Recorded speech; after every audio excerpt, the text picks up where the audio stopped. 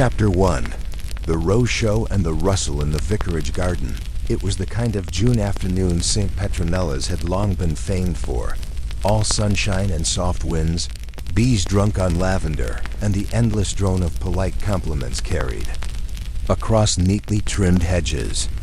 The annual Rose Show was in full bloom literally and socially on the vicarage lawn, where the finest blooms of the county competed for ribbons, and the village's finest gossipers competed for secrets.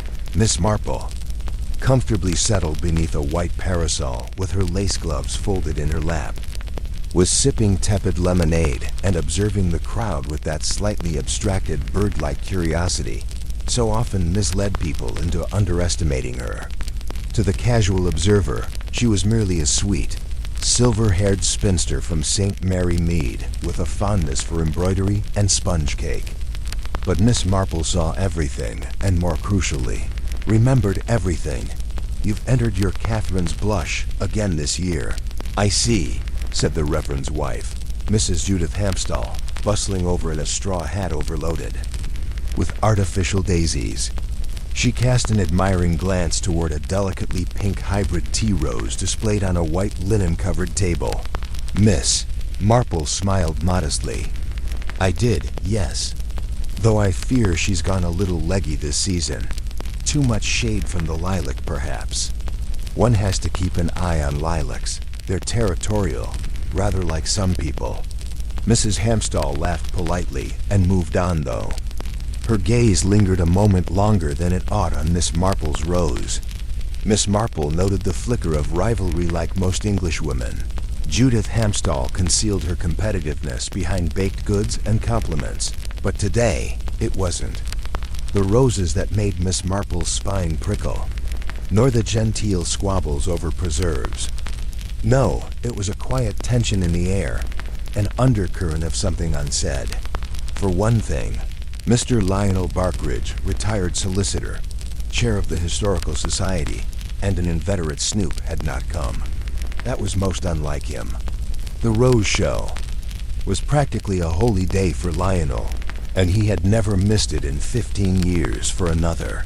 Mrs. Cora Mattingly, née Cartwright, newly returned to the village after 20 years abroad, was also absent. A note had gone round sent by her housekeeper. It seemed saying she had a summer ague, though no one in the village could recall her ever having so much as a cold before. Miss Marple thought the wording of the note too old-fashioned, too vague. Besides, cats didn't usually deliver notes, and Cora was known to prefer the company of her Persian, Charlemagne, over most human beings. The third curious element was much smaller, though not to Miss Marple's trained eye.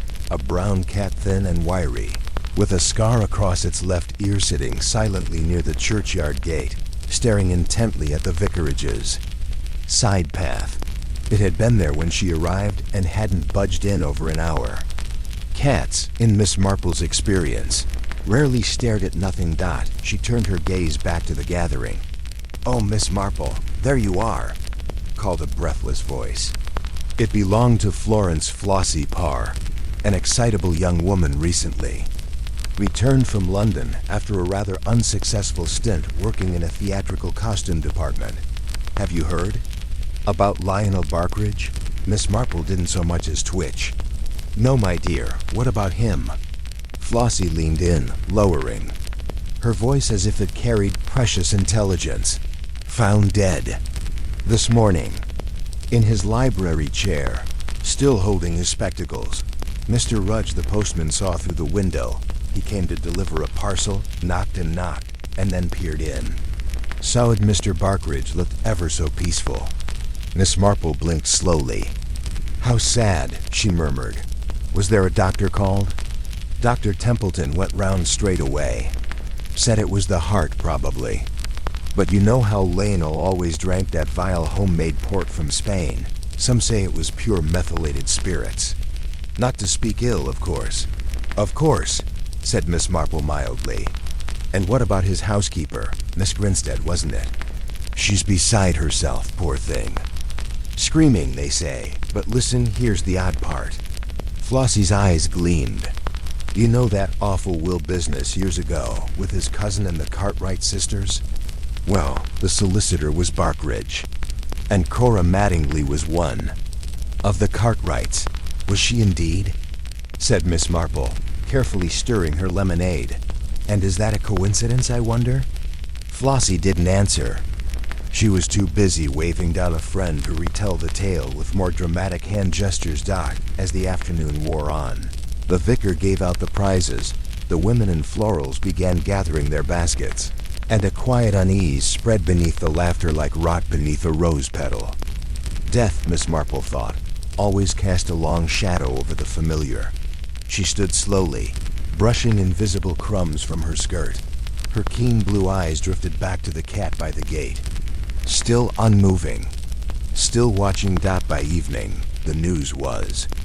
Officially out, Lionel Barkridge, age 72, had died in his chair at Hawthorne Cottage, apparently of natural causes, but something about it didn't sit well with Miss Marple.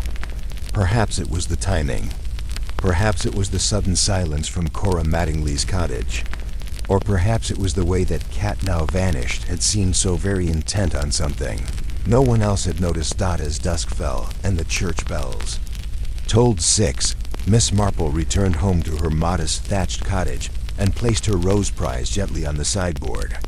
She prepared a small supper of boiled egg and toast fingers, poured a cup of weak tea, and sat down with her knitting.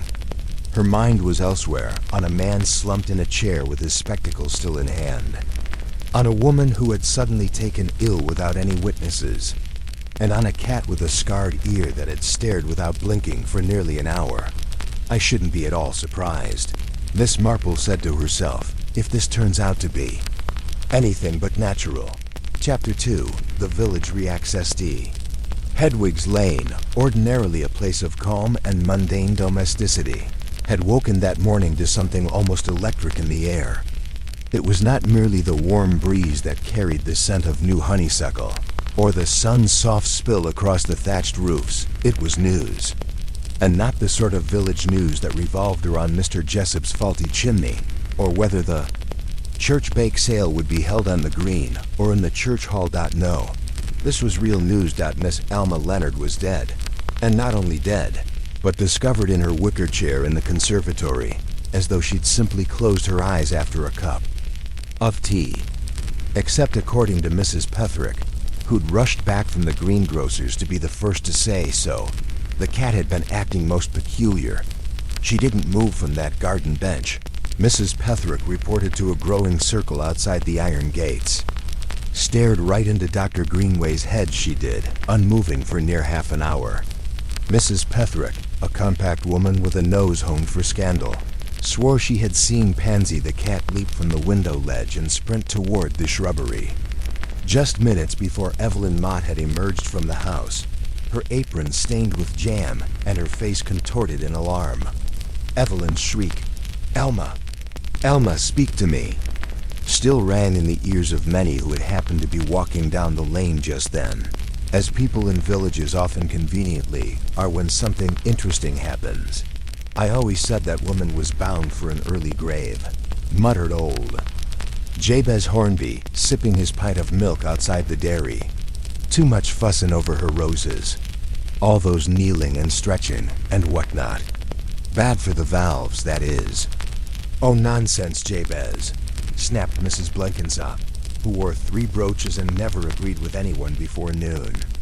"Alma was sprightly last week. She brought me scones, lemon and poppy seed. And she never liked Dr. Greenway, you know." This last bit hung in the air like a scent of tobacco smoke. Dr. Lyndon Greenway, the reclusive naturalist who lived next door to Miss Leonard, was a subject of quiet speculation himself. A man of late middle years, tall and bony, he had thinning black hair, a penchant for walking late into the night, and was rarely seen at the post office or the grocer's. There had once been a falling out between him and Alma, though no one quite remembered the details. Some said it was over the boundary wall.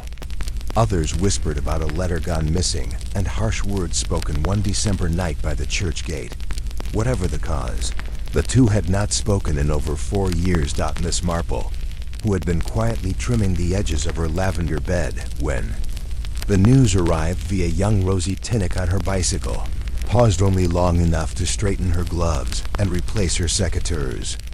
By the time she reached the Leonard residence, a modest Tudor-fronted home smothered in ivy and golden clematis, Inspector Cray's motorcar was rumbling up the drive. Cray, a man with the thick wrists and weary eyes of someone who had spent many years in bureaucratic investigations, stepped out of his car with a notebook already in hand. He spotted Miss Marple at once and offered a resigned smile. "Miss Marple," he said with a nod. "Can't say I'm surprised to find you here. Only come to offer a little help with the hydrangeas," said Miss Marple sweetly, nodding toward the neat beds lining the garden wall. "But since there's a crowd gathering and poor Evelyn in tears, I thought perhaps someone might offer a kettle of tea." He gave a small chuckle. "So far it looks like a natural death. Doctor's preliminary notes are vague. Sudden is the word he used. But Evelyn Mott says she was in the kitchen only minutes before." "I see," said Miss Marple mildly. "And no signs of disturbance? Broken china? Misplaced teaspoons?" Cray raised an eyebrow. "Not that I've seen, but I'll take note of the teaspoons." Miss Marple made her way carefully along the gravel path, nodding politely to a few townsfolk lingering by the hedge. The conservatory was now cordoned off, but she could glimpse through the glass the very chair where Alma had sat upright, the old lace shawl still folded neatly at the edge. Her knitting basket remained untouched beside her, a pale blue cardigan still in progress with the needles tucked into a stitch. As if paused mid-thought, she found Evelyn in the front parlor, her usually precise hair unraveling into wisps, her expression dazed and tearful. "She was just there, Jane," Evelyn whispered. "And now she's gone. I don't understand it. She'd been laughing not 20 minutes earlier. She had just said, 'Evelyn, do remind me to write to Cousin Beatrice before I forget again,' and I said I would. And then I went into bottle. The jam, and when I came out, I knew something wasn't right." Miss Marple squeezed her hand. "You were alone in the house?" "Yes, well, just me and Pansy. Pansy was in the conservatory with Alma, though she leapt out the moment I screamed. Oh, Jane, it's awful. I keep thinking, could I have done something?" "My dear," said Miss Marple firmly, "you mustn't torment yourself with such thoughts. There is nothing helpful in self-reproach unless it leads to knowledge. Was Alma feeling unwell this morning? She said she was a bit tight in the chest, but she always said that when the weather changed, and we just had toast. She even joked about making marmalade again come summer." Miss Marple gently guided Evelyn to a chair and let her speak freely. In the next few minutes, she learned that Alma had received a letter that morning, not from Cousin Beatrice, but from someone with a rather official-looking envelope, according to Evelyn, who could not recall the return address. The letter, Evelyn had said, was folded carefully and placed in the front drawer of the escritoire, though whether Alma had intended to reply was unclear. "Do you think the letter might have upset her?" asked Miss Marple. Evelyn frowned. "Not especially, but she did look thoughtful. That sort of long silence where she stares out of the window, you know." Then she got up and said, "Best get the kettle on, Evelyn. I've had rather enough of surprises for one day." Miss Marple absorbed this, nodding faintly. It was the sort of phrase a person might use after learning something unexpected. Not necessarily unpleasant, but certainly jarring. "Was anyone else expected today?" she asked. "No, only young Stephen Hargreaves, the handyman. He came by yesterday to finish sealing the cracks in the conservatory ceiling. It leaked dreadfully all winter." Later, Miss Marple wandered the garden. The hedge that separated Alma's house from Dr. Greenway's was dense and tall, its uppermost branches just beginning to bud. But in one spot near the back, the leaves were slightly singed. Miss Marple bent closer and inhaled. A faint, acrid scent of smoke lingered. Had someone burned garden rubbish here recently? Perhaps, but the shape was odd, not a bonfire or brush pile, but a small tight circle of blackened grass. Almost like a afternoon, Miss Marple, came a voice behind her. She turned to find Reverend Copley stepping through the side gate, his walking stick tapping softly on the stones. "I was just coming to see Evelyn," he said with gentle concern. "Such a dreadful shock." "Yes," said Miss Marple. "And curious, don't you think? Curious?" "Sudden deaths are often tragic," said Miss Marple, turning back to the hedge. "But not always unexpected. What interests me is not that Alma died. It is how little that death explains." The tea was untouched. Her knitting was abandoned mid-row. Her cat appeared alarmed, not grieving. And then there's the matter of Dr. Greenway. The Reverend looked perplexed. "You don't think?" "No," Miss Marple said with a small smile. "I think very little until I've had my tea." Chapter 3. The Woman in the Blue Shawl. The morning after the tragedy had settled into a sort of hushed routine in St. Mildred's Close. Life, as it always did in English villages, moved forward, albeit with a peculiar stiffness in the air, as if even the birds knew something unnatural had occurred. Conversations were clipped, eyes were watchful, and teacups clinked a little more cautiously over breakfast tables.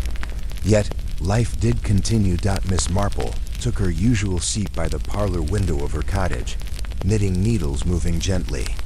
From this vantage point, she could see the village green, the distant curve of Mr. Elton's bakery chimney smoking faintly, and the hedges surrounding the laurels, the imposing house where Mr. Harold Farnham had been found dead in his study. Of course, she had heard all about it. Mrs. Lestrange from the fishmonger's had filled her in while handing over a particularly limp haddock that morning. And as usual, while the others saw scandal, Miss Marple had seen patterns, but she said nothing, at least not yet. It was not Miss Marple's nature to chase.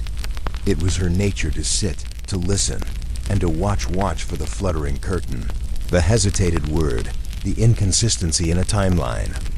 And this morning, she had decided to visit someone who had piqued her interest the day before.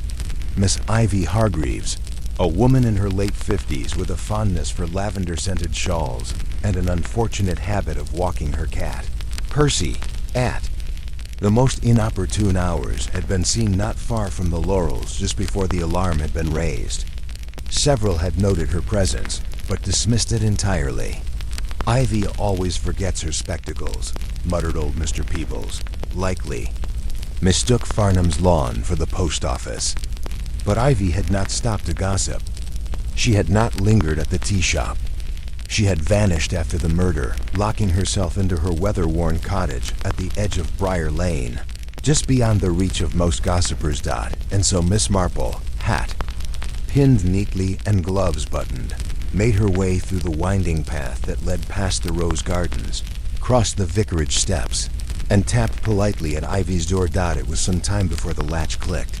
The door opened an inch, then another, revealing Miss Hargreaves, wrapped in her usual blue woolen shawl, eyes watery and a touch red. She seemed to hesitate before recognizing her visitor. "Oh, Miss Marple," she said, voice raspier than usual. "I wasn't expecting. Well, come in, if you must." "I hope I'm not imposing," said Miss Marple softly, brushing her feet on the mat. "Only, I was passing by and remembered your fondness for the bishop's crocus bulbs. You once told me how well they take in shade, and I have a few I thought you might wish to try." She held up a small paper envelope. Miss Hargreaves blinked, then smiled faintly. "How thoughtful. Please, the parlor's just through." Inside, the cottage was modest but tidy. Doilies had been laid with precision, and a faded portrait of Ivy's late sister hung above the mantel.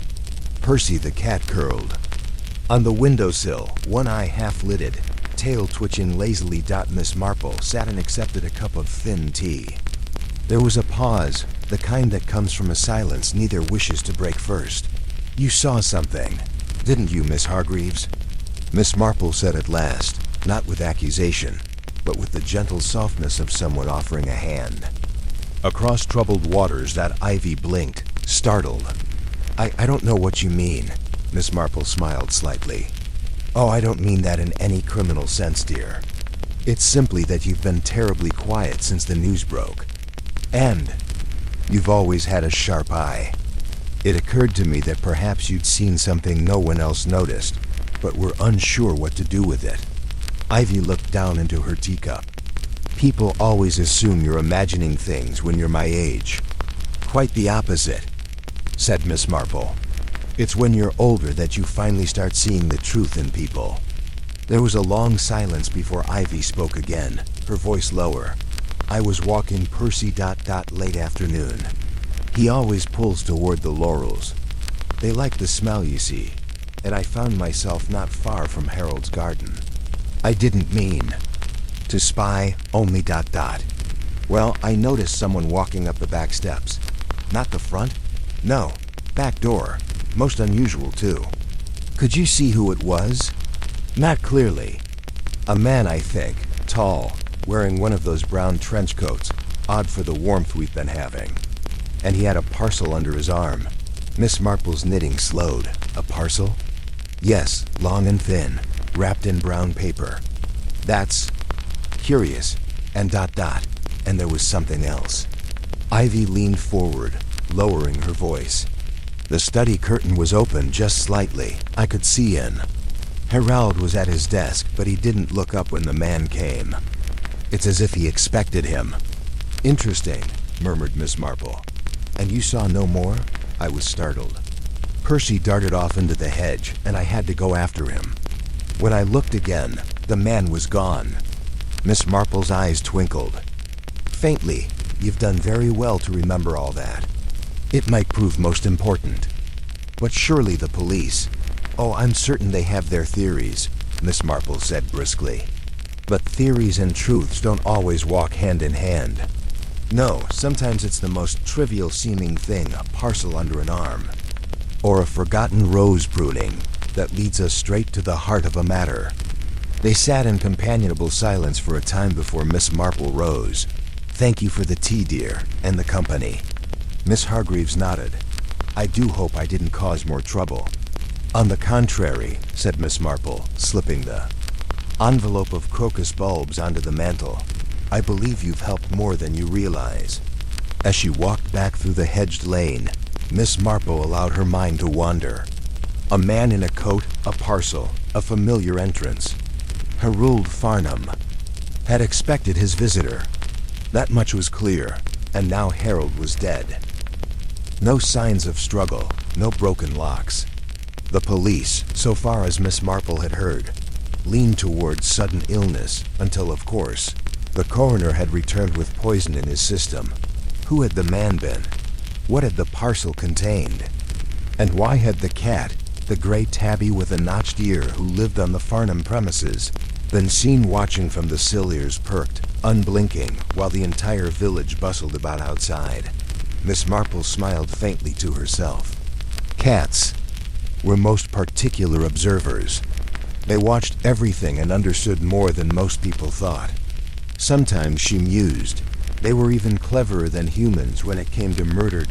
As the sun slipped behind a bank of clouds and the village steeple chimed 4:30.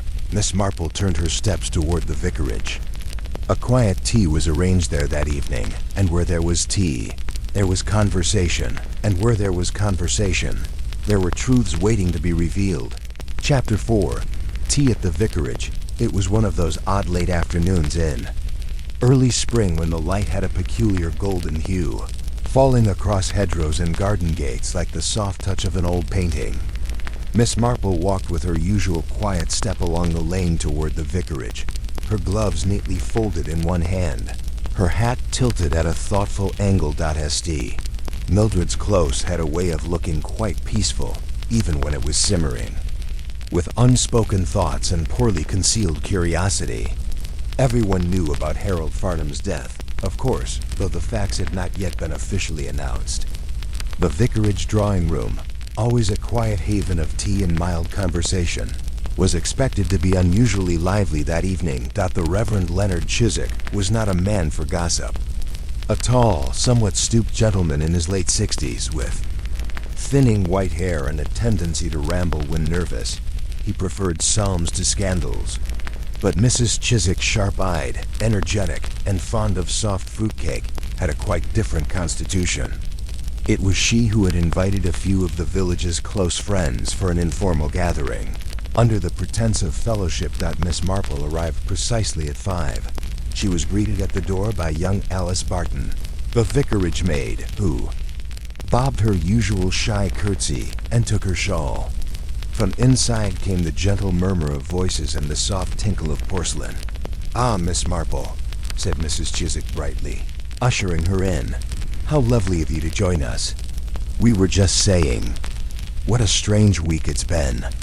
"I dare say," said Miss Marple mildly, settling into a chair near the hearth. She noted at once the arrangement of guests, an instinctive skill of hers. There was Mr. Julian Frayne, the solicitor, tall and lean with neatly combed silver hair and a gold fob watch he checked too often. Beside him sat Mrs. Agnes Fortescue, whose son had once courted a Farnham daughter before she fled to America. At the window, sipping tea with a self-conscious air, was Miss Dinah Larch, schoolmistress and a somewhat embittered woman who had once accused Harold Farnham of unfairly blocking funding to the school board. Mrs. Chiswick handed Miss Marple a cup of Darjeeling with lemon and leaned in conspiratorially. "I do wonder, Jane, what you make of it all," she said under her breath. "No signs of burglary, nothing broken." "But poison, it's positively theatrical," Miss Marple sipped. "Sometimes the most theatrical methods mask the simplest motives." Mr. Frayne cleared his throat from across the room. "We're all on edge, of course. The police have been methodical. Inspector Cray has promised a full briefing once the coroner's inquest is formalized." Miss Larch gave a snort. "Inspector Cray? That plotting man couldn't find a hedgehog in a shoebox. And I dare say the Farnhams will close ranks now. Disgraceful, really." "There's no call for that, Dinah," said Mrs. Chiswick, though. Not sharply. Miss Marple, who had been listening more to tone than words, tilted her head slightly. "And who remains at the Laurels now?" she asked gently. "Only the niece," replied Mrs. Fortescue. "Sylvia, lovely girl, though always terribly pale. She'd only just come back from Italy, you know. Was staying there with some friends. They say she was planning to live with her uncle permanently. Rather convenient timing, wouldn't you say?" muttered Miss Larch into her teacup. Miss Marple did not comment. Apparently she had arrived only the evening before the incident, Mr. Frayne added. "I happened to see her that morning. Looked shaken, poor girl." "Was she close to her uncle?" Miss Marple asked. "Oh, who knows?" Mrs. Chiswick interjected. "Family is always more complicated than it looks. Sylvia's parents died in that boating accident years ago. Harold took over as guardian, though if you ask me, he never understood girls. Far too brisk and businesslike." Miss Larch sniffed. "He didn't understand children, period. That's why he pulled funding from the local youth reading club. Said it was a waste of resources. What kind of man begrudges children books? One who suspects his fortune is being asked to do too much," said Mr. Frayne wryly. Miss Marple nodded absently, her mind sifting the information like flour through a sieve. "Do any of you know if Mr. Farnham had recently made changes to his will?"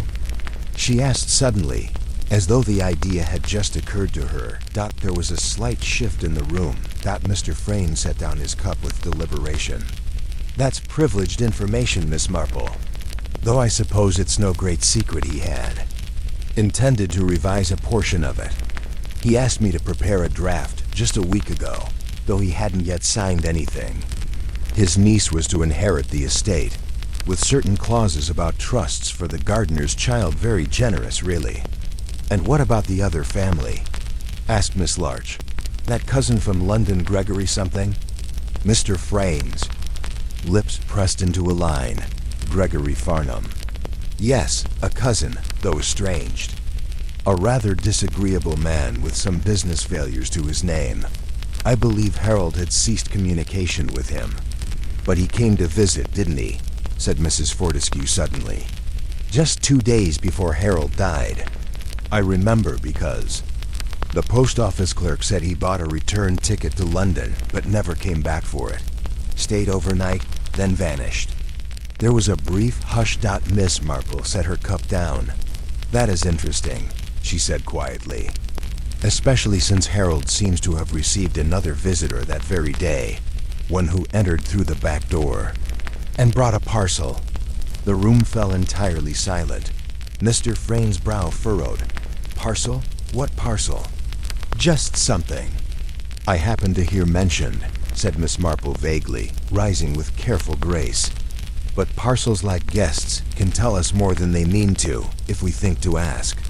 She thanked her hosts and made her way to the door. Outside, the sky had darkened into that beautiful shade of lavender gray that heralded twilight. Across the square, the windows of the Laurels were shuttered now, its great oak door bolted from within. Miss Marple paused at the gate and looked up at the roof, where a faint silhouette shifted just slightly at the gable, too small to be human, too still to be random. The cat again watched silently, motionless, ears pricked as though catching something far beyond the reach of human ears. Miss Marple stared back thoughtfully, and after a moment, the cat blinked and vanished from view. "I wonder," she murmured aloud, to no one in particular. Was it watching the murder or the murderer? She turned and made her way home, her steps unhurried, but her thoughts gaining momentum. The pieces were aligning, just slightly, just faintly, but not yet enough to draw conclusions. She would have to visit Sylvia Farnham next, and perhaps also pay a quiet call to the gardener's wife. As always, it was not the bold declarations that revealed the truth, but the subtle movements of those who had no idea they were being watched. Chapter 5. Sylvia at the Laurels. It was the next morning, and the sky above St. Mildred's Close hung with a silvery sheen of mist, softening rooftops and turning the garden paths into pale, ghostly trails. Miss Marple, ever an early riser, had already finished her breakfast of porridge and weak tea, and was now putting on her sensible walking shoes. Today, she had a call to make, one that required tact, gentleness, and an open eye for what others failed to say. Sylvia Farnham had thus far remained mostly out of sight. Since the discovery of her uncle's body, she had been seen only once, standing at an upstairs window with a drawn face and vacant expression. It was, in Miss Marple's experience, often the quietest persons who held the most telling truths, especially when those truths lay hidden beneath layers of grief, guilt, or fear. By 10:30, Miss Marple was making her way toward the Laurels, umbrella hooked over one arm, her pace unhurried but purposeful. The house stood solemn and still, its tall chimneys and shuttered windows giving it the mournful dignity of an old stage actor waiting for the curtain to fall. As she reached the iron gate, she noted the faint scratches around the latch. Not new, but not very old either. Curious, she rang the bell and waited. It was not long before the door creaked open, revealing the familiar round face of Mrs. Bristow, the housekeeper. "Miss Marple," she said with a flicker of surprise. I suppose you've come to see Miss Sylvia?" "If she would be willing to see me, yes," Miss Marple said kindly. "I shan't stay long. Just a visit from an old lady who remembers her as a child." Mrs. Bristow hesitated, then nodded. "Come in, I'll let her know."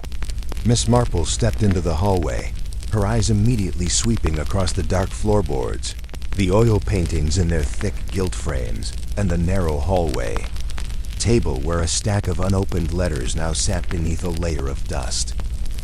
The scent of lilac polish lingered faintly under the heavier, less pleasant odor of stale air and fire soot. As she waited, her gaze rested on the tall grandfather clock in the alcove. It had stopped at precisely 11:47. Curious again. A household like this usually had such things kept in proper order. She filed the observation away. Moments later, Sylvia appeared at the top of the staircase. She descended slowly, her hand trailing along the banister, And though she wore a simple navy dress and her hair was pinned back, there was something ghost-like about her presence, fragile and composed, but hovering at the edge of collapse.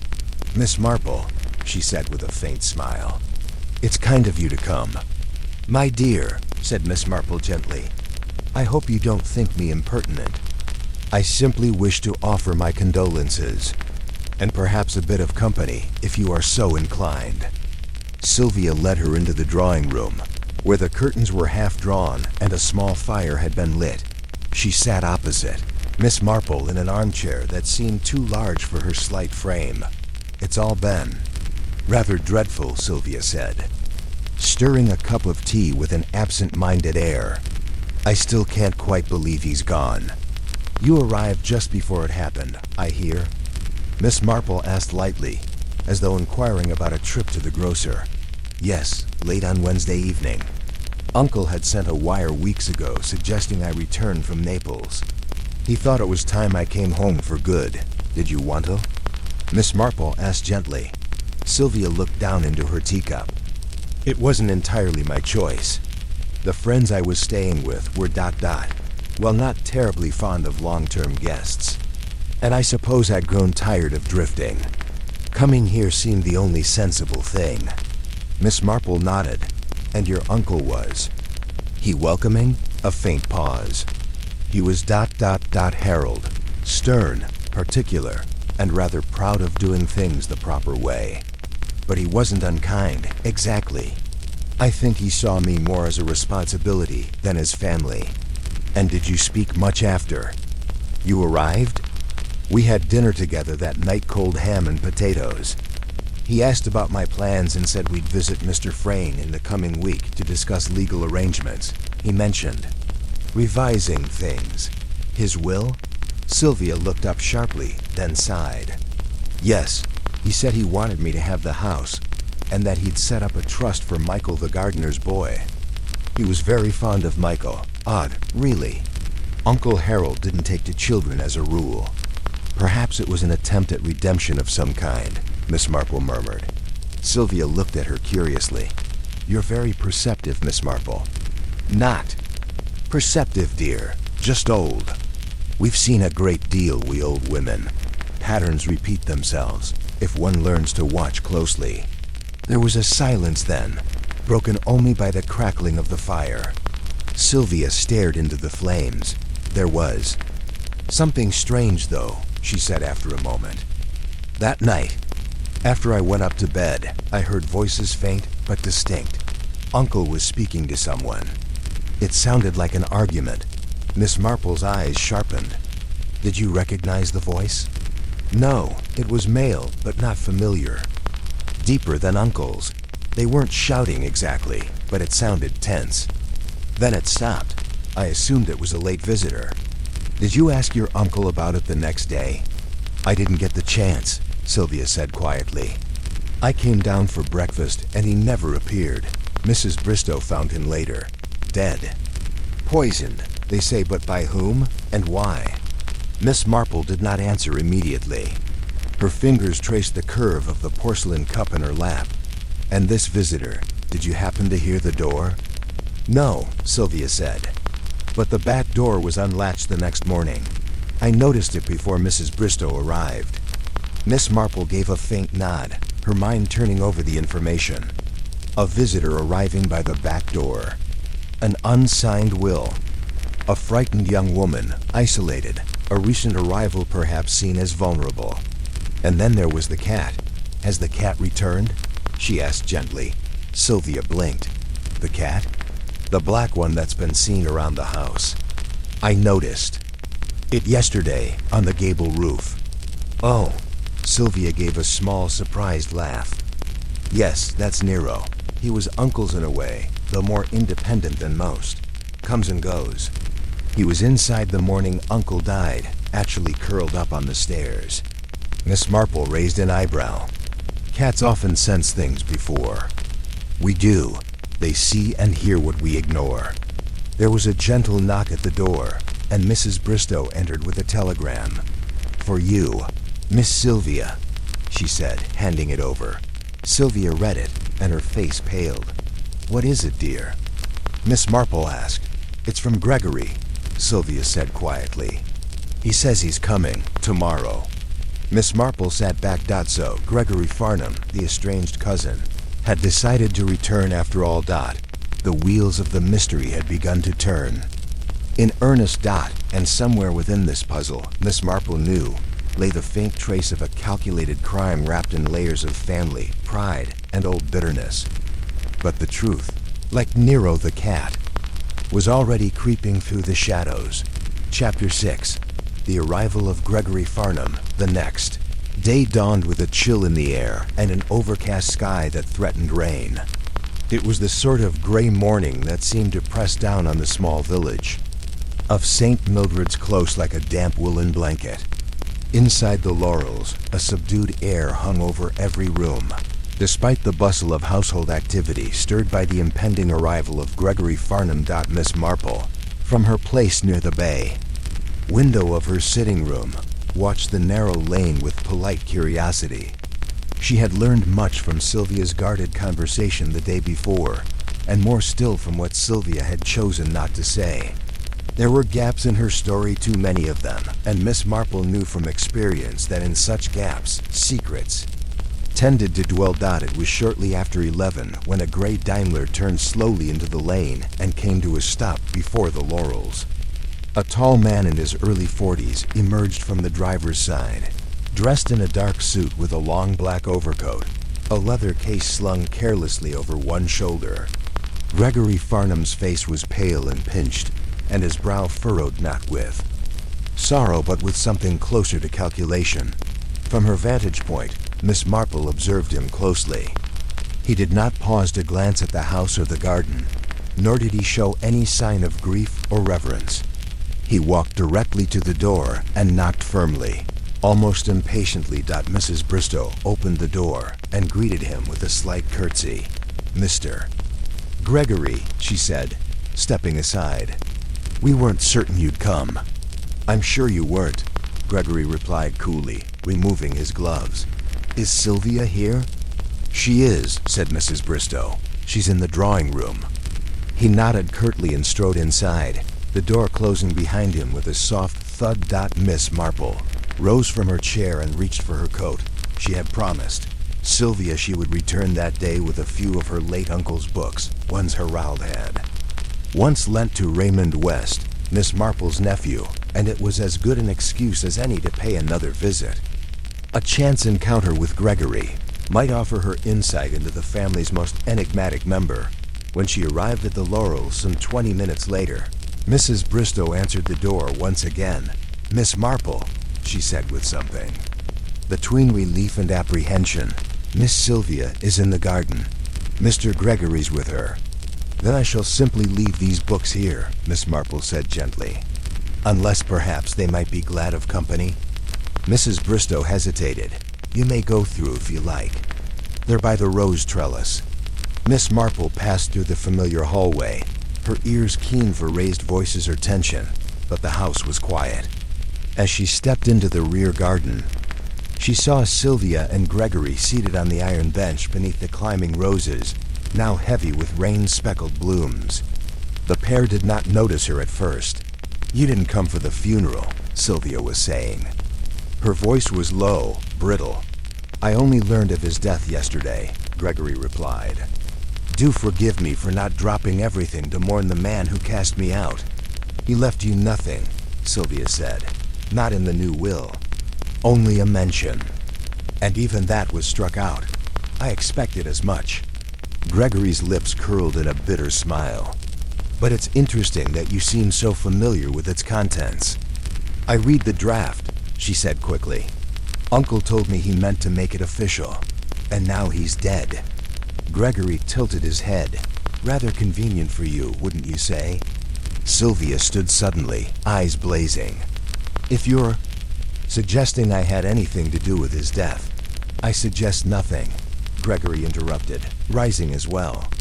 "But I do find it suspicious that after years of estrangement, I am summoned here only to find myself entirely disinherited by a man who once said this house would be mine." It was then Miss Marple cleared her throat delicately. Sylvia turned. Startled, Miss Marple, I do apologize, she said mildly. I brought back a few of your uncle's books, Sylvia. I thought it best to return them sooner rather than later. Gregory looked her up and down with narrowed eyes. And who is this? Miss Marple is an old friend of the vicar's and of the village, Sylvia said quickly. She's been kind enough to call on me. Indeed, Miss Marple said with a pleasant smile. And one does so appreciate kindness in difficult times. Gregory gave a stiff nod. Gregory Fardham. I suppose you'll have known my uncle? Oh, yes, said Miss Marple. We had several spirited debates over theology during his visits to the vicarage. He had rather strong views on the concept of mercy. I'll wager he did. Gregory muttered. Miss Marple allowed the silence to hang for a beat before turning. To Sylvia, I must say, my dear, your roses are quite lovely. Though I noticed the trellis has been disturbed recently, was there a gardener here yesterday? Sylvia blinked. No, Michael hasn't come back since it happened. Odd, said Miss Marple thoughtfully. I could have sworn there were fresh clippings just beneath the hedge. Gregory gave a short laugh. Perhaps the cats. Been gardening. Ah, yes, Nero, Miss Marple said brightly. A most observant creature. Cats, you know, often linger where things have been disturbed. Instinct, I suppose. Sylvia looked uneasy. Gregory said nothing. After a few more pleasantries, Miss Marple politely took her leave, but not before noting Gregory's sharp glance toward the side path leading to the rear of the property. Back at her cottage, Miss Marple made herself a modest lunch and then settled down to write a letter to Raymond. But her mind kept circling back to what she had observed. Gregory's arrival had introduced a new current of hostility. He had motive the change in the will and opportunity, perhaps, though his whereabouts the night of Harold's death remained unclear. But there was something else, something in Sylvia's expression during their exchange. It was not simply grief or fear. It was guilt. Miss Marple turned to her notes, flipping back to the moment when Sylvia had first mentioned the argument she overheard. She had claimed she did not recognize the second voice, but Gregory's voice, low, clipped, distinctive, would be very difficult to mistake. And yet she had said nothing. Why? That evening, as twilight deepened and the sky began to sprinkle rain across the rooftops, the sound of tapping on Miss Marple's window drew her to the front parlor. She opened the door to find Constable Willis standing on her porch, cap in hand. Evenin', Miss Marple, he said, clearing his throat. Thought you might want to know we found something in the garden at the Laurels, behind the potting shed. Oh, a bit of cloth. Torn and buried shallow. Looks like the sleeve of a man's coat, blood on it too. Miss Marple's eyes sharpened. Indeed? Aye, said the constable. And near it we found paw prints, cat prints. Miss Marple's lips pursed. Yes, she murmured. I rather thought Nero was trying to tell us something. Chapter 7. A scratch in the study the following morning dawned brighter than the last. Though a crisp chill lingered in the air, St. Mildred's Close stirred to life slowly, the lanes still slick with last night's rain. At the Laurels, the storm had left the garden soft underfoot, and Constable Willis's discovery of bloodied fabric behind the potting shed had not gone unnoticed by the household. Miss Marple sat before her fireplace, a shawl draped loosely about her shoulders, her fingers wrapped around a cup of steaming tea. She turned once more to the note she had scribbled late the night before. Torn coat, buried fabric, blood, Nero's prints, Gregory's late arrival. She tapped her pencil against the paper thoughtfully. There was, as ever, the possibility of misdirection. Gregory's convenient appearance after the will had been changed painted him in a poor light, but Miss Marple had learned long ago that the truth often lay a layer beneath the obvious. At 10 o'clock, a sharp knock at her door broke her reverie. It was Inspector Cray, his overcoat damp with mist and his expression unusually grave. "Miss Marple," he greeted. "Might I come in?" "Of course, Inspector," she said, ushering him toward the fire. "I've just brewed a fresh pot." He accepted the cup gratefully and settled into the armchair opposite her. "We've taken that cloth fragment into evidence. Analysis will confirm whether the blood is Reverend Farnham's, but there's more." "Oh?" Miss Marple's eyes brightened behind her spectacles. Cray leaned forward, lowering his voice. "Slightly. Last night, the cat Nero scratched one of the constables during the search. Drew blood, too. Nasty temper on that animal." "Cats are often quite territorial," Miss Marple said calmly, "especially when someone tampers with what they consider familiar." "Did the constable find anything where Nero was lingering?" "Only the piece of fabric buried shallowly," said Cray, "and a small depression in the soil, as if someone had knelt there recently. The impression was too smudged to be conclusive, but it suggests someone was indeed at that spot before us." "Most interesting," Miss Marple murmured. Cray took a long sip of tea. "Sylvia claims she heard an argument the night before the vicar died. She couldn't or wouldn't identify the other voice, but she confessed it may have been Gregory's. Conveniently vague," Miss Marple remarked. "Quite," said Cray. "I've just come from interviewing Gregory. He claims he was in London the entire evening of his uncle's death, and only arrived the following morning. No one can confirm his alibi. He says he was alone at his flat. We've requested verification." Miss Marple set her teacup aside. "Did you happen to examine the Reverend's study?" Cray gave her a questioning look. "We did a cursory check, of course. Nothing obviously out of place. May I suggest a closer look?" she asked. "Something has been nagging at me about that room." Cray hesitated only a moment. "You've got a nose for these things, Miss Marple. I'll arrange for a second inspection. Would you care to accompany me?" "I'd be delighted," she said, rising. The air inside the laurels was hushed as ever, though a subtle tension now pulsed beneath its genteel exterior. Sylvia greeted them at the door, her expression drawn and eyes shadowed with fatigue. She said little as Cray explained they were there to examine the study more thoroughly. The Reverend's study was just as Miss Marple remembered it.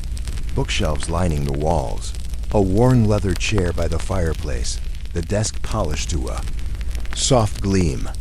But her attention was immediately drawn to the desk itself. "Inspector," she said quietly, "do you see the small gouge in the wood, just here?" Cray bent over the corner of the desk. A fine, curved scratch marred the varnished surface near the edge of the blotter. "It's faint," he murmured.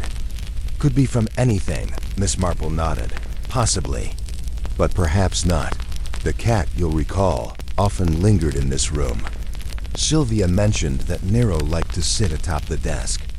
But this scratch is curved and angled, and I dare say matches the direction of a cat's claw when batting something away." Cray examined it more closely. "So you think the cat may have seen something? Or someone," Miss Marple said, and reacted. Sylvia, who had quietly followed them into the room, now stepped forward.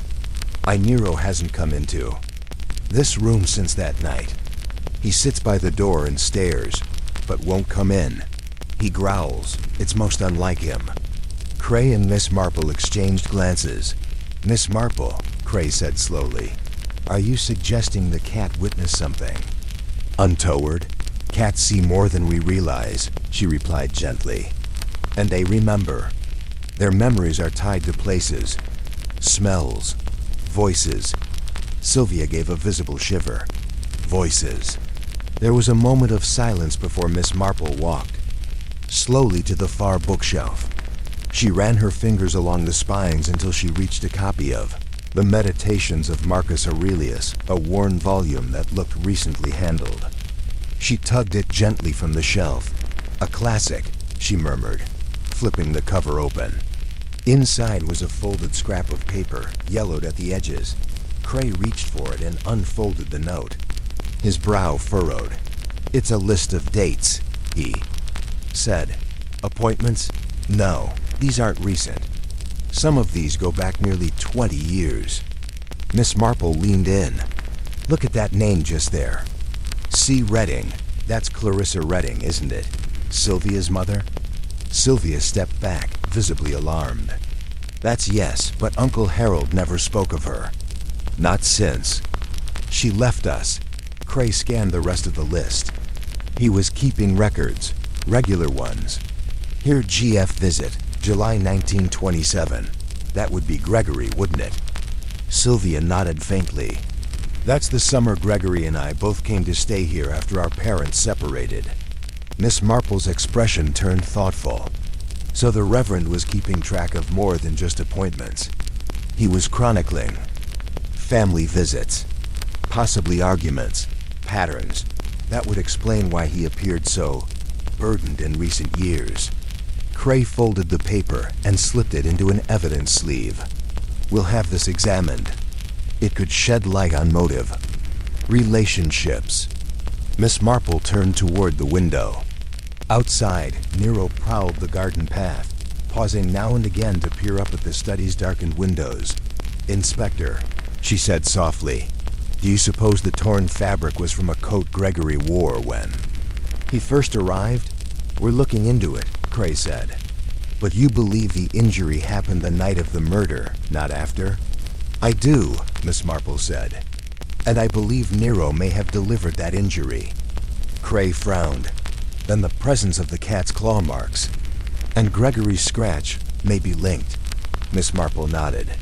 It seems increasingly likely that someone returned to the study after the Reverend's death, perhaps to recover something or destroy evidence, and Nero intervened. What they didn't anticipate was that a cat, like an old lady, can be a most persistent observer. That evening, as twilight slipped over St. Mildred's Close once more, Miss Marple sat, alone in her sitting room, knitting needles clicking softly. Her thoughts returned to Sylvia's evasions, to Gregory's anger, and to the curious chill that clung to the laurels like ivy to a neglected wall. She glanced toward her writing desk, where her notebook lay open. A single sentence was written. Beneath her latest observations, the scratch on the desk was not the first mark left behind. Miss Marple set down her knitting and rose to close the curtains. As she reached to pull them shut, she paused, watching the distant outline of the laurels beneath the fading sky dot, and there, by the gate, Nero sat motionless, eyes fixed not on the house, but on the garden path where someone or something had passed not long ago. Chapter 8. Shadows in the Garden. A few days later, Miss Marple and Inspector Cray stood in the dew-damp garden of the laurels, under a pale morning sky that carried a promise of rain.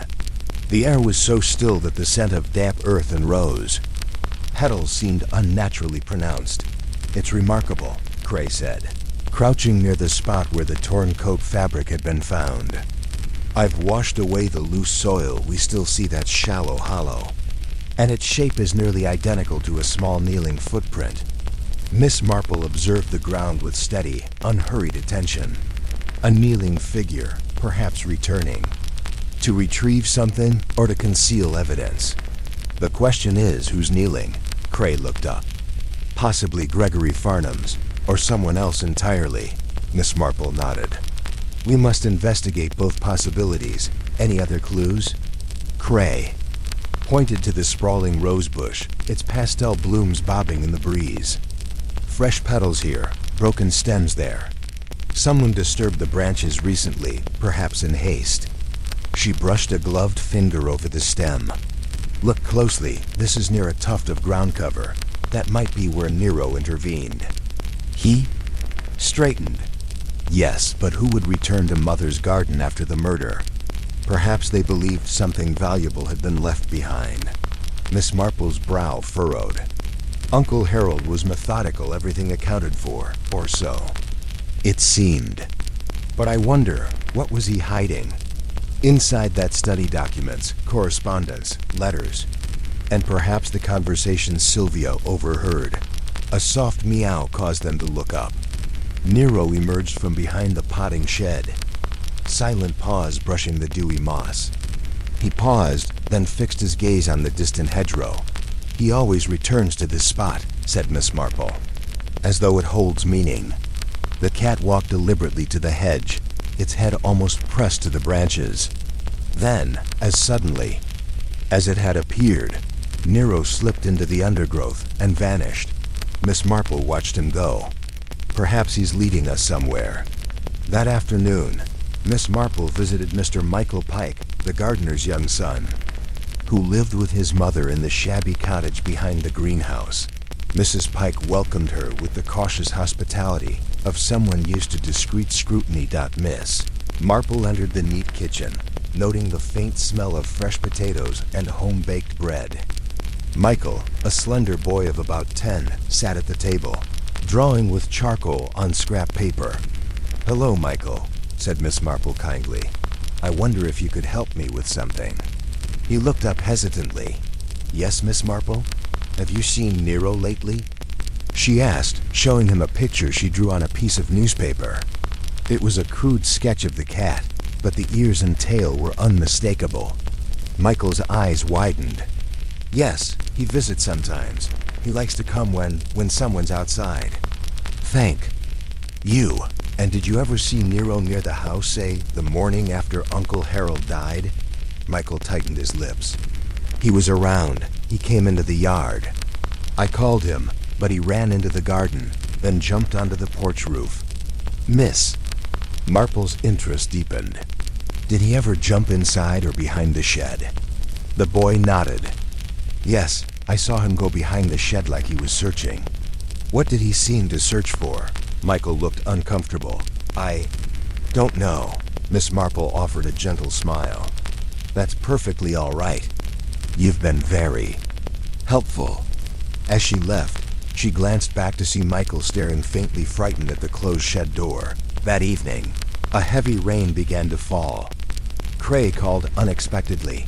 "I've verified Gregory's alibi, Miss Marple," he said after greeting. "He really was in London. Hotel receipts, a theater ticket clear as day. But that doesn't clear him from motivation, sadly." "And what about Sylvia?" Miss Marple asked quietly. "She remains tight-lipped, though friendly enough when I visited. She's searching through her uncle's papers, trying to understand why he kept certain documents tucked away." Miss Marple hummed an acknowledgement. "You mentioned before there was a guest book in the study. Has its entry list yielded anything?" Cray hesitated. "There's one oddity, a page torn out, as if deliberately removed. It's the same page where Sylvia's signature appears, dated the day before the murder." "Someone tried to erase her presence," Miss Marple said softly. "Perhaps because that visitor Sylvia overheard was her." There was silence before Cray spoke again. Now the botanist's hat shop in the next village rode in. They remember Mr. Farnham buying special pruning gloves and long-stemmed rose shears the day before his death.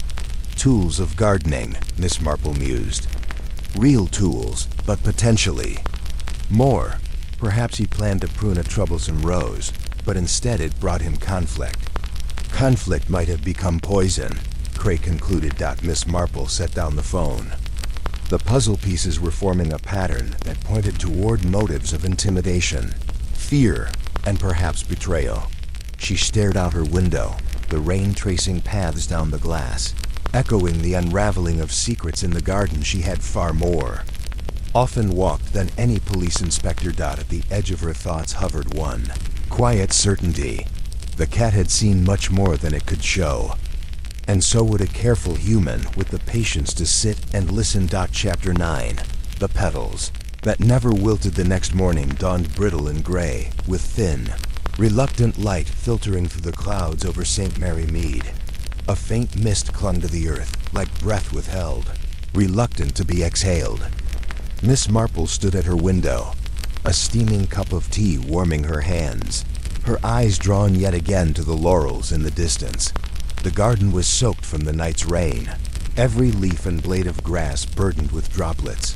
Yet something in that sodden greenery refused to sit quietly in her thoughts.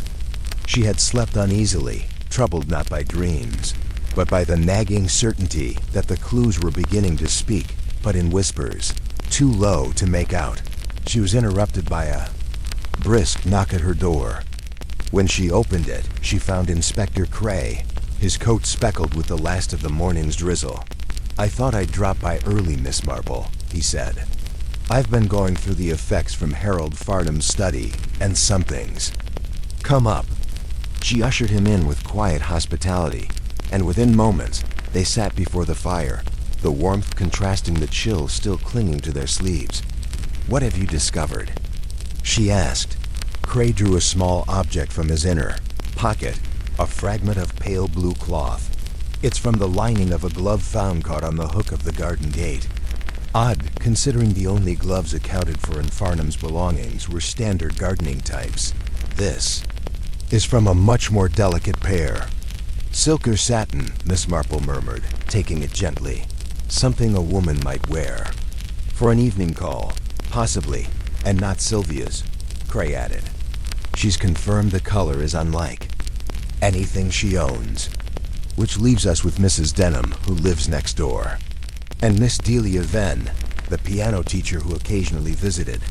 Miss Venn? She was Harold's goddaughter, wasn't she? "Yes," said Miss Marple softly.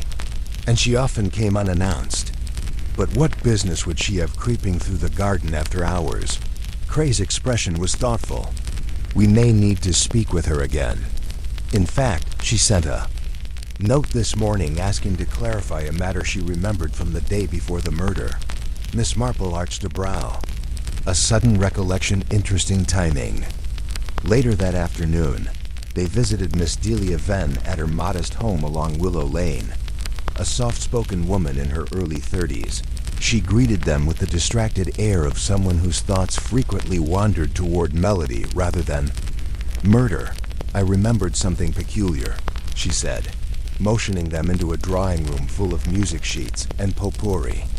"The day before Mr. Farnham died, I arrived to deliver a book he'd lent me, a volume on Schubert's letters. He adored Schubert." "And did you see him?" Cray asked. "No, but I saw Sylvia leaving. She was flushed. Angry, I think. She didn't speak to me, just walked past quickly." "Did she drop anything?" Miss Marple asked gently. Delia frowned. "No. Well, actually, there was something on the path. A red silk ribbon. It seemed too fine to be part of her outfit, but I assumed it had fallen from her bag." "Did you pick it up?" "I left it where it was." Cray made a note. "Miss Venn," Miss Marple said, her voice quieter. "Did you ever visit Mr. Farnham in the evenings?" Delia blinked. "Occasionally, yes. If he wanted to go over something musical, but never uninvited." "Were you ever in his garden after dark?" Her brow furrowed. "No, certainly not." "Then this scrap of glove we found wouldn't be yours?" She accepted the silk fragment Cray handed her and turned it in her fingers. "No," she said after a moment. "It's finer than anything I own. Perhaps Sylvia's after all." "Miss." Marple's eyes held her gaze. "Perhaps." As they left the house, Cray muttered, "She's hiding something." "She is," said Miss Marple, "but not necessarily what we suspect." That evening, Miss Marple sat quietly beside her fire, thinking. The red ribbon, the glove lining, the garden gate, Nero. Each detail seemed like the thread of a larger tapestry whose image refused to resolve. Then came another knock. This time, it was young Michael Pike, his face pale, his hands fidgeting with his cap. "I remembered something, Miss Marple," he said, almost in a whisper. "Come in, Michael." He did so, standing awkwardly in her parlor, shoes dripping faint mud on the mat. "That night, the night Mr. Farnham died, I was up late. Mum had gone to sleep, and I was watching the rain out my bedroom window. I saw someone in the garden." Miss Marple's heart picked up. "Go on." "It wasn't Mr. Farnham." This person was tall or lean. They wore a coat with long tails. And I think they had gloves. They walked like they knew where to go. Not searching, more like hiding something. Could you tell if it was a man or a woman?" Michael hesitated. "I think it was a man. But he moved quiet, delicate. Did you see his face?" "No, but I saw him near the hedge. and then he just disappeared. When I looked again, he was gone. Miss Marple thanked him and sent him home. With a small tin of ginger biscuits, she sat down slowly. The image of that dark figure in the hedge ... The missing gloves. The torn page from the guest book. The garden was not just the scene of discovery, it had been used, intentionally, for concealment. And not just of objects, of people, of intentions. Nero had returned to the same hedge, again and again. Was it simply feline curiosity? Or had the cat been watching someone bury the truth beneath rose petals? She picked up her notebook and began to write a single name across the top of the page. Then, underneath it, she wrote another and another. Each was tied to the garden, to Harold Farnham, and to a secret that had yet to surface. Outside her window, the wind rustled the hedges again. But Miss Marple was listening more closely now, and what she was hearing, at last, was the truth beginning to stir. Chapter 10. The book that never returned. The following morning, a pale, uncertain sun made a brief appearance over St. Mary Mead. Its fragile warmth did little to dispel the lingering mist that drifted among the hedgerows and the lanes, but it offered just enough promise to draw villagers out for their errands and whispers. The murder of Harold Farnham had sent delicate ripples through the community, like a pebble dropped into a bowl of quiet water. Miss Marple, however, saw more than ripples. She saw the undercurrents. After breakfast, she made her way to the vicarage, where she had arranged to meet Inspector Cray. She found him pacing the small study, a clutter of photographs and reports spread across the vicar's writing table. "I've just had word from the coroner," Cray said without preamble. "No poison, no signs of forced injury either. The death remains unexplained. But here's something. Farnham's will was amended only 3 weeks ago." Miss Marple sat down with a rustle of wool and interest. "Really?" "Yes, everything is still left to Sylvia, except for one peculiar clause." He pulled out a single sheet. "A painting. A portrait, described only as the lady with the sea eyes. It's to be sent to an address in Chelsea. A studio, belonging to a man named Quentin Vale." Miss Marple blinked slowly. "Quentin Vale, the artist? That's the one. The painting isn't among the ones in the house. Sylvia claims she's never heard of it." Miss Marple's brow furrowed. "How strange. Did you know, Inspector, that there was a time when Mr. Farnham spent a great deal of time in Chelsea? During the years between his wife's passing and his retirement here." "I didn't, but I suppose that explains the London studio." Miss Marple said nothing for a moment, then spoke delicately. "You know, the curious thing about art is not only what's depicted, but what has been deliberately left out. A portrait can tell you more in its omissions than in its strokes." Cray looked at her. "You think the painting's important?" "I think it may be missing because it's important. And I rather think it vanished the same night as the man with the gloves." That afternoon, Miss Marple took a quiet stroll to Willow Lane. She hadn't been entirely satisfied with Delia Venn's answers. Not for lack of truth, but for the uncomfortable feeling that Delia had merely skimmed the surface of what she knew. She found Delia tending to a cluster of struggling cyclamen beneath her bay window. The young woman straightened at the sound of Miss Marple's approach. "Miss Marple," she said, attempting a smile. "Good afternoon, my dear. I hope I'm not intruding." "Not at all. I've been thinking about Harold Farnham's fondness for Schubert," Miss Marple began. "It's rare to find someone so passionate about music in such a quiet village." Delia's smile warmed a little. He was devoted. He believed music could untangle the heart. "Did he ever play?"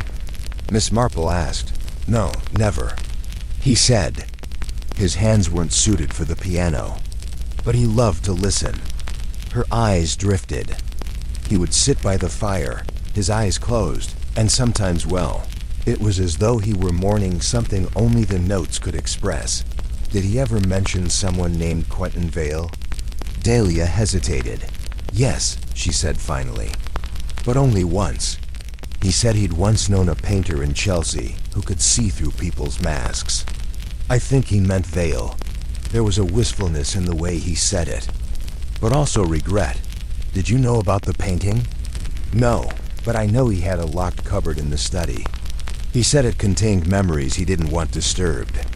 Miss Marple's eyes narrowed just slightly. Did you ever see what was inside? Delia's lips parted, but she shook her head. No, I know. That evening, Miss Marple sat again at her fire. Nero curled beside her.